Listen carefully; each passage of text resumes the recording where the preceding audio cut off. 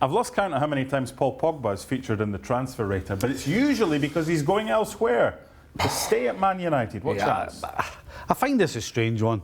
3 or 4 weeks ago, his agent was completely annihilating everyone at Manchester United, and it seems to me incredible that we're actually going to talk about this. Is it possible? I think it's possible. Is it likely? I don't think it's likely. Okay. Listen, when his contract finishes, he'll be 28, so he'll be in his prime. And I'm not so sure that anything's going to change. I don't think he can do anything to change the majority of people's opinion of what he's done at United. I think he's fighting a losing battle. I think he needs to go. I think if I'm United, I can see why you would keep him. Him and Bruno Fernandes in midfield. Absolutely, and then one other. That's an exciting midfield. But not for you. No, he's not going to stay. I don't see it. Okay. I mean, this makes all kinds of sense. Toni Kroos is still a fantastic player. Mm-hmm. Hasn't been at his best recently, the last 12 months, I would suggest. Still one of the major players for Germany. So this makes complete sense to me. I would suggest that this is going to happen. Okay. This all depends on where they want to go with David De Gea. I think it all depends on the money David De Gea is on. You know, he's on a lot. His contract's not up until 23. Well, he signed a new one recently. Right, and he's on his basics about a lot, 10 million a year. So this kid's on what, I don't know, about 60, something like that. Who would you have right now between the two of them?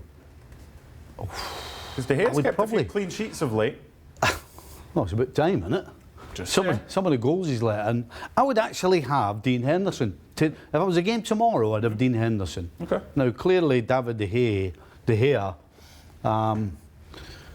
has experience. Could Dean Henderson handle the experience of standing in goal at Old Trafford? That's the one thing we don't know.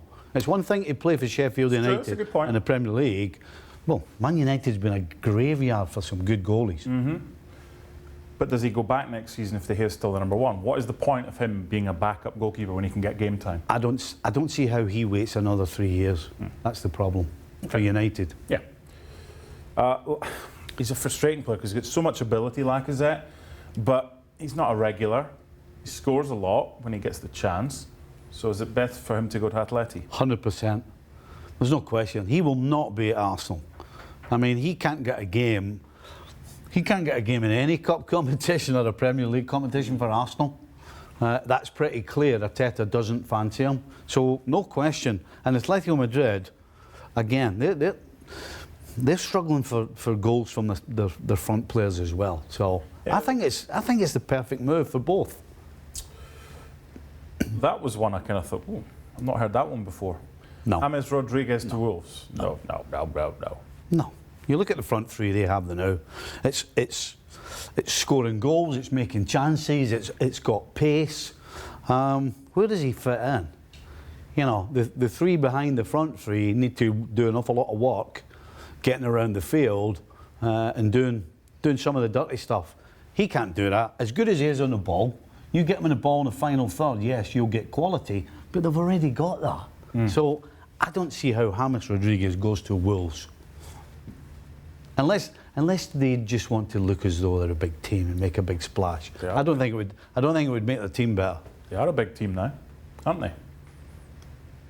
Well, they've always been a big team. Mm-hmm. But with results as well. So no to James Rodriguez, but yes to a couple of others.